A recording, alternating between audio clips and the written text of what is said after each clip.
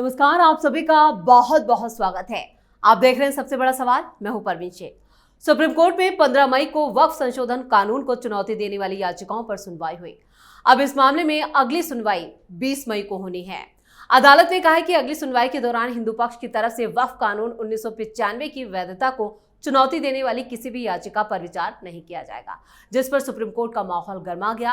दरअसल केंद्र सरकार ने सुप्रीम कोर्ट में सॉलिसिटर जनरल तुषार मेहता के जरिए साफ कर दिया कि वो फिलहाल इस अधिनियम के मुख्य प्रावधानों को लागू नहीं करेगी, जिसमें वक्फ संपत्तियों को गैर अधिसूचित करना, केंद्रीय वक्फ परिषद और वक्फ बोर्ड में गैर मुसलमानों को शामिल करना और वक्फ के तहत सरकारी जमीन की पहचान करना शामिल है। केंद्र ने अपने हलफनामे में कहा कि ये कानून संविधान के तहत मौलिक अधिकारों का उल्लंघन नहीं करता, यह सिर्फ संपत्तियों के प्रबंधन को बेहतर बनाने के लिए है। ऐसे में सबसे बड़ा सवाल यह है कि क्या वक्फ पर सुप्रीम कोर्ट फिर चौंका सकता है? इसी पर चर्चा के लिए स्टूडियो मौजूद हैं कैपिटल टीवी के editor in chief doctor Manish Kumar. Sir, आपका बहुत बहुत स्वागत है। धन्यवाद। वक्फ को लेकर एक अलग तरह की बहस तो छिड़ी ही है, लेकिन सुप्रीम कोर्ट में इस पर सुनवाई भी हो गई। अब अगली सुनवाई 20 मई को होगी। क्या BR गवई एक बार फिर चौंका सकते हैं? देखिए, चौंकाने वकाने का काम जज का नहीं होना चाहिए जी। सुप्रीम कोर्ट ने बहुत चौंका लिया देश को। सीधा सीधा प्रॉब्लम है, सीधा सीधा फैसला। ये जो लोग बहुत ज्यादा, ऐसा कोई सिनेमा थोड़ी चल रहा है। सुप्रीम कोर्ट है, संविधान के मुताबिक जो चीज होगा उसको आपको करना चाहिए, वो ट्रांसपेरेंट तरीके से। लेकिन होता क्या है दिक्कत इस हिंदुस्तान में कि जब जजेस अपना दिमाग लगाना शुरू कर देते हैं, बिल्कुल आउट ऑफ द बॉक्स जा करके वो लोगों को चौंकाने का जो काम करते हैं, ये काम नहीं है चौंकाने का। कोई सस्पेंस थ्रिलर मूवी थोड़ी चल रही है। न्याय का मतलब ये है कि संविधान के मुताबिक चीजों को दूध का दूध और पानी का पानी किया जाए। किसी को यह ना लगे कि भाई अन्याय हो रहा है, और सबको एक समान कोर्ट देखे तो लोगों का न्याय में विश्वास उठता है। बिल्कुल। अब मामला बड़ा ही सिंपल है। पिछली बार खन्ना साहब थे, अभी गवई साहब आ गए। लेकिन BR गवई साहब के लिए ये राह आसान नहीं है।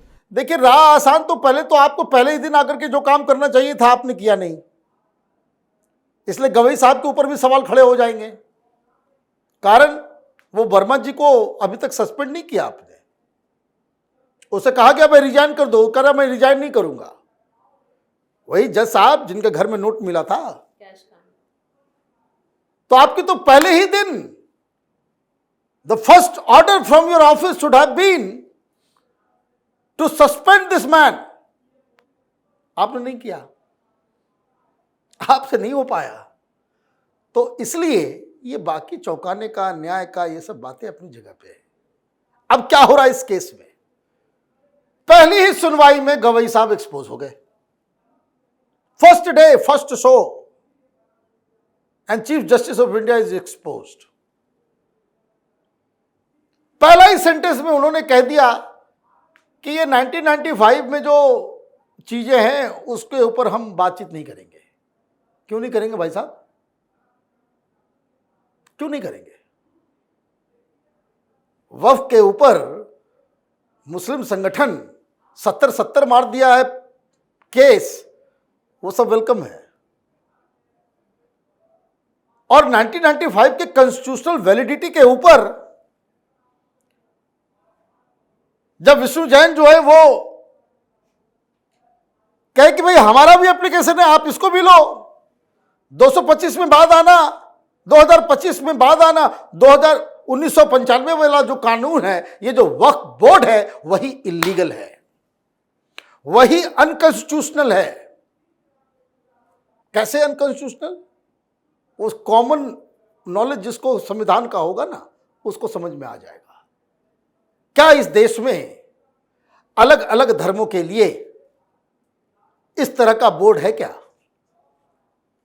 क्या संविधान सेकुलर है क्या? और अगर सेकुलर है तो एक धर्म विशेष के लिए कानून किसी भी सेकुलर देश में नहीं बनाया जा सकता। प्लेन एंड सिंपल कि स्पेशल कानून specifically for a certain community वो नहीं हो सकता। तो 1995 का आपने वक्फ बोर्ड बना दिया,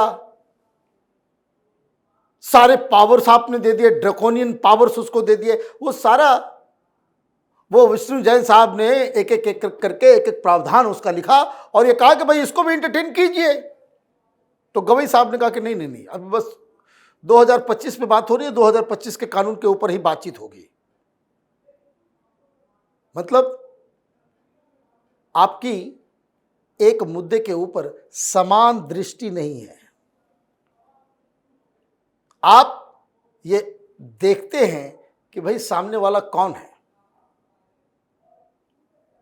जमीयत उलमाए हिंद आया, आपने कहा आ जाओ भाई। MIM वाले ओवैसी साहब आए, आ जाओ भाई।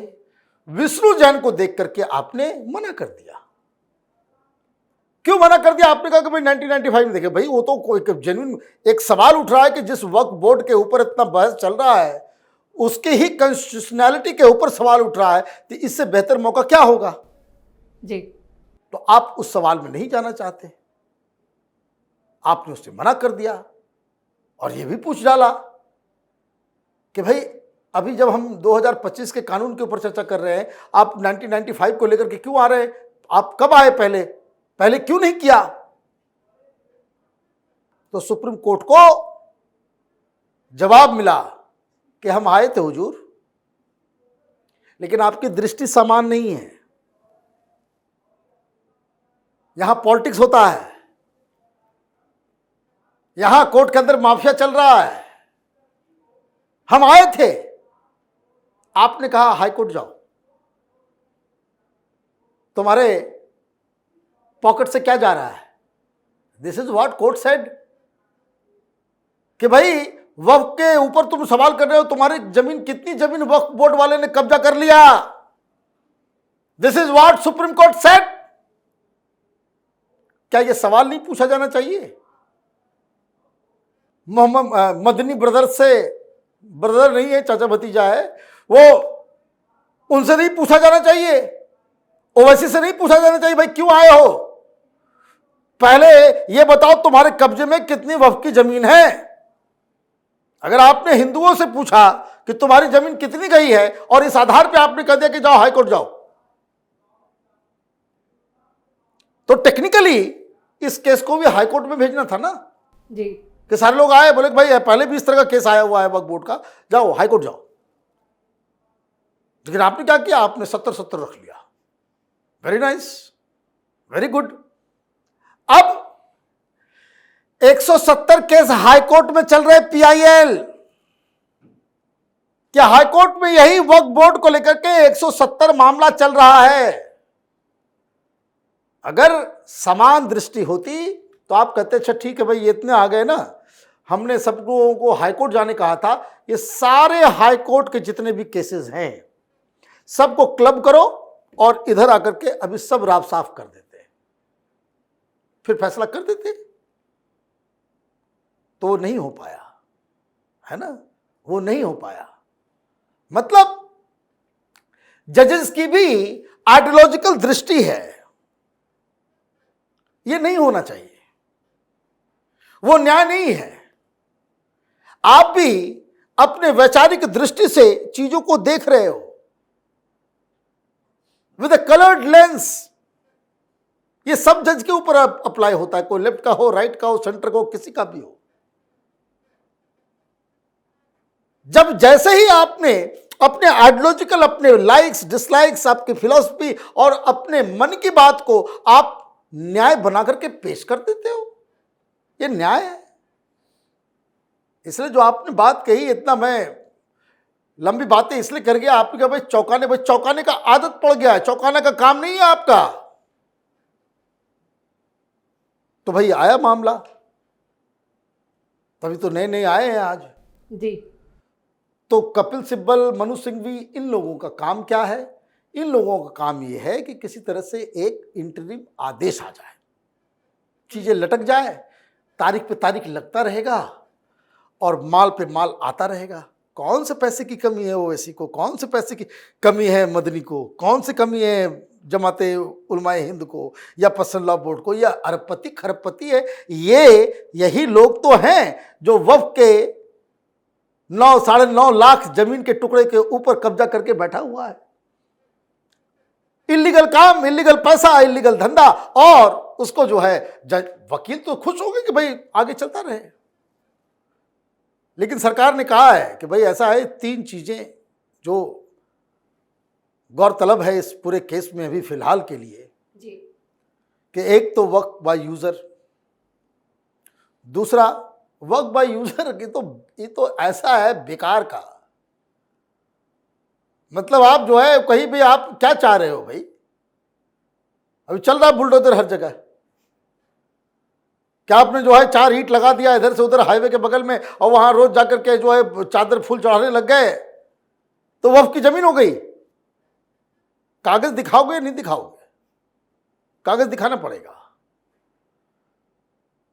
तो सरकार ने कहा कि अभी उस मामले के ऊपर हम कोई एक्शन नहीं लेंगे जी, यथास्थिति बनाए रखें। दूसरा सबसे बड़ा दिक्कत था कि भाई ये वक्फ बोर्ड में नॉन मुस्लिम क्या करेंगे, है ना, ये अपने आप में अनकॉन्स्टिट्यूशनल डिमांड है। कोई भी बोर्ड का गठन सिर्फ एक धर्म के लोगों के लिए, आप क्लब खोलो ना भाई, अपना क्लब खोलो एक धर्म के लोगों के लिए। देश भर में तो यही चक्कर में, यही जजेस के चक्कर में, कोर्ट के चक्कर में मुस्लिम मोहल्ला हो गया है, मुस्लिम इलाका हो गया है, हिंदू इलाका हो गया है, हिंदू अपार्टमेंट हो गए हैं। देखिए दिल्ली के अंदर कोई गालिब अपार्टमेंट है, वो मुसलमान सब है वहां, वो दूसरे लोग नहीं जाते वहां पे। और सेक्युलरिज्म और गंगा जमनी तहजीब का है ना तमाशा करते हैं आप लोग। कितने हिंदू रहते हैं ये शाहीन बाग में, ओखला में, गेटो बना रहे हो और सेक्युलरिज्म की दुहाई देगो तुम लोग। मैंने इतना फ्रॉड हमने दुनिया में नहीं देखा जो सेक्युलरिज्म के नाम पे हिंदुस्तान में होता है। मुसलमानों के लिए अलग यूनिवर्सिटी बनाओगे, बोलो सेक्युलरिज्म है। सब कुछ अलग थलग ये कोर्ट के आदेश से होता है, सरकार के कानून से होता है, और आप ये सेक्युलरिज्म सेक्युलरिज्म क्या बकवास है ये भाई। सेक्युलरिज्म तो तब माना जाएगा ना कि कोई भी बॉडी है उसमें सब तरह के सब धर्म के लोग हो। लेकिन ऐसा पट्टी पढ़ा दिया गया, हां वक्फ बोर्ड में कोई दूसरा आदमी आ जाएगा तो कल ऐसा भी डिमांड होगा, जैसा आप गवई साहब सुन लीजिए कि मुसलमानों का मसला होगा तो वो डिमांड करेंगे कि ये मुसलमानों के बीच झगड़ा हो रहा है तो जज भी मुसलमान ही होना चाहिए। यही छोटी छोटी चीजों को लेकर के ये बकवास करते हैं ये लोग कि भाई सेक्युलरिज्म और ये और वो अधिकार, तमाशा चल रहा है देश के अंदर में। चीफ जस्टिस ऑफ इंडिया को बताना चाहिए कि इस देश के अंदर में ये क्यों इस्लामिक कोर्ट्स चल रहे हैं, सरिया अदालत कैसे चल रहा है इस देश के अंदर में, वो पनिशमेंट दे रहा है। बताइए अभी एक घटना घटी कि भाई कोई महिला है, उसके पति ने पकड़ लिया एडल्ट्री करते हुए, उसको घसीट के लाया, 4 गवाह ले आए और उसको डंडे से मारा जा रहा है। और सब लोग वीडियो शेयर कर रहे हैं सब लोग। ये क्या काम कर रहे हैं आप लोग भाई? बात बहुत ही सिंपल है, वक्फ करने का अधिकार मुसलमानों को है। यह किसी भी तरीके से जरा सा भी उसके ऊपर आंच नहीं आना चाहिए। उनका अधिकार है, उनका रिलीजियस ड्यूटी है, उसमें जरा सा भी कहीं भी कोई आंच ना आए। लेकिन अगर उसके जरिए माफिया क्रिएट हो रहा है तो लानत है तुम्हारे सिस्टम के ऊपर। भाई गरीब मुसलमान तो नहीं कुछ, भाई कौन लड़ेगा मदनी से? कभी पूछा है कि भाई मदनी और उसके संगठन को, जो पारिवारिक संगठन बना करके रखा हुआ है, इलेक्शन होता है क्या वहां? कि मुसलमानों के लाखों लाख मस्जिदों को लेकर के तुम बैठे हुए हो? भाई कहां से ले आए इतना संपत्ति, कहां से लेकर के आए? गरीब मुसलमान सवाल नहीं पूछेगा, नहीं तो बोलेगा वही मौलवी मौलाना जो जमीयत उलमा हिंद के अंदर काम करते हैं, उसी के जहां से पढ़ के आते हैं वही मौलवी बनाते हैं। वो कह देंगे अरे तुम सवाल खड़ा कर रहे हो, तुम इस्लाम से बाहर जाओगे, कुफ्र है, जहन्नुम हो जाएगा तुम्हारे को। और यहां court system, administration, political party, संसद सब मूक दर्शक बना हुआ है, मूक दर्शक बना हुआ है सारे लोग। तो वन वे ट्रैफिक नहीं होगा, वन वे ट्रैफिक नहीं होगा, इससे देश का विकास नहीं होगा। यू विल, और गर्त में आप जाओगे। ऐसा नहीं हो सकता कि देश जो है विकास की राह पे चले और आपका 20% पॉपुलेशन जो है उसका तालिबानाइजेशन हो जाए। वो जो है वो 1400 साल पीछे इथोस में जो है वो फंसा रहे और आप इस देश को आप आगे मॉडर्न टाइम्स में लेकर के जाने की कोशिश करोगे, ये लंगड़ा हो जाएगा देश। ये सब समझ में नहीं आता, इसलिए जजेस जो है चौंकाने का धंधा कर रहे हैं, ये चौंकाएंगे, वो चौंकाएंगे, ऐसे करेंगे। देयर इज अ प्रॉब्लम कि भाई वक्फ के नाम पे लूट हो रहा है, भाई कोई हिसाब लेगा? ये सारी चीजें, एक भाई अधिकार वगैरह सारा चीज दिया जा सकता है, लेकिन वंस आप ये बता दो कि मदनी के पास कितनी प्रॉपर्टी है वक्फ की और उसका इस्तेमाल गरीब मुसलमानों को आगे बढ़ाने में, उनके विकास के लिए, उनकी पढ़ाई के लिए, उनकी शिक्षा के लिए और खास करके मुस्लिम महिलाओं के लिए तुमने क्या किया?